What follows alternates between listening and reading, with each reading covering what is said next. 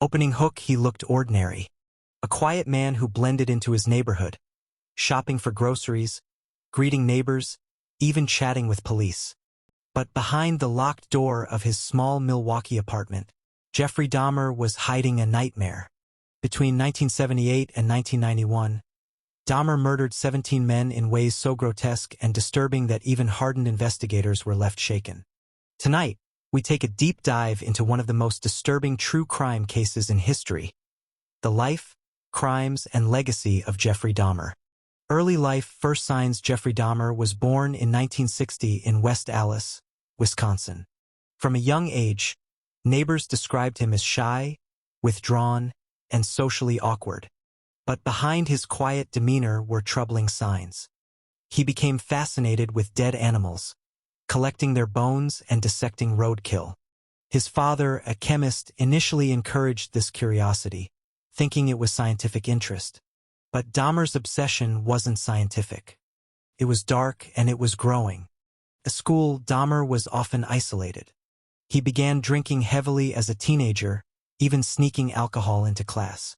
By the age of 14, classmates noticed he was already dependent on liquor to function. It was around this time that Dahmer admitted to himself he was struggling with same-sex attraction, something he feared and tried to hide.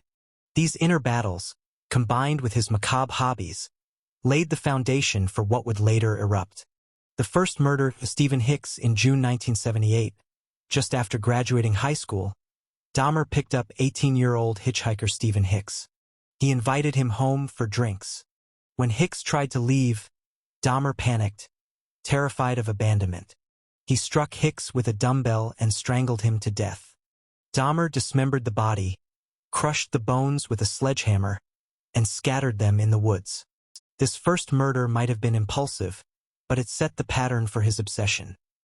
Luring victims, killing to keep them from leaving, and hiding their remains. After this, Dahmer entered a long period of silence. For nearly 9 years, he didn't kill. But his urges never left. They were waiting, and when they returned, they consumed him.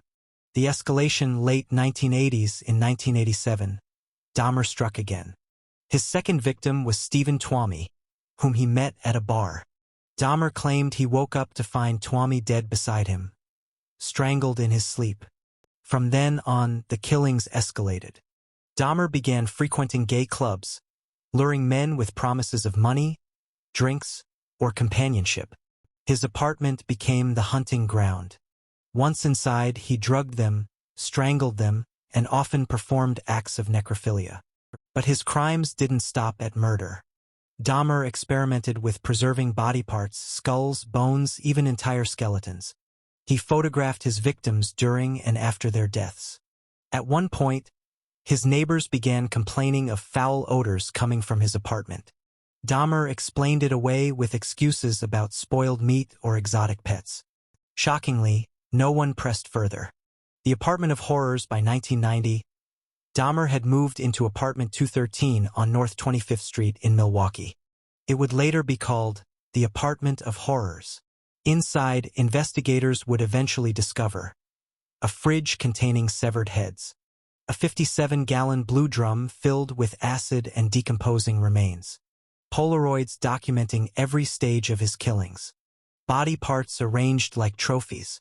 But Dahmer didn't just kill. He began performing experiments on his victims, attempting to create zombies by drilling holes in their skulls and pouring acid or boiling water inside, hoping to keep them alive but compliant.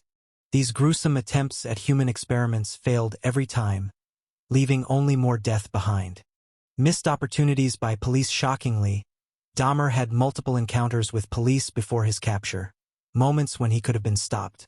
The most infamous came in 1991, when a 14-year-old boy named Conorak Synthesumphone escaped Dahmer's apartment, naked and drugged.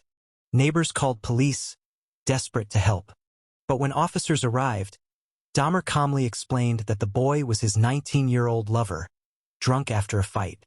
Despite the neighbors' pleas, police escorted the boy back to Dahmer's apartment. Hours later, Conorak was dead. This failure remains one of the most tragic examples of law enforcement negligence in U.S. history, and a decision that cost multiple victims their lives. The capture, Tracy Edwards Dahmer's reign finally ended in July 1991. That night, he invited Tracy Edwards, a man in his 30s, back to his apartment. But unlike the others, Edwards sensed danger. When Dahmer attempted to handcuff him, Edwards fought back and escaped, flagging down police officers. When police entered Dahmer's apartment, they expected a domestic dispute. What they found instead were the Polaroids, dozens of them showing dismembered bodies. As they searched further, the full horror unfolded. The fridge, the skulls, the acid drum. Dahmer's secret world was exposed. Trial imprisonment Dahmer was arrested and confessed in chilling detail. He described his crimes with little emotion, even drawing maps of where he placed body parts. His candor shocked the world. He seemed almost relieved to be caught. At trial, he pled guilty but insane. The jury rejected his insanity defense, sentencing him to 15 consecutive life terms, over 900 years in prison. But Dahmer's time behind bars was short-lived. In 1994, just 3 years into his sentence, he was beaten to death by fellow inmate Christopher Scarver. The lingering questions even today. Dahmer's case raises chilling questions. Could police have stopped him earlier? Was he truly insane, or fully aware of his evil? Why did neighbors ignore the warning signs, the smells, the sounds, the strange behavior?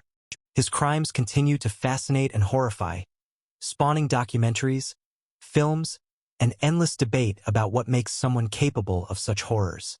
Jeffrey Dahmer's story is not just about a killer. It's about failures of law enforcement, of community vigilance, and of society to recognize the warning signs.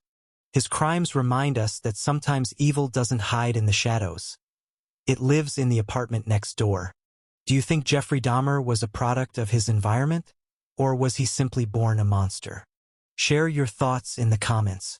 And subscribe to Silent Shrouds for more chilling deep dives into the darkest minds and most disturbing crimes in history.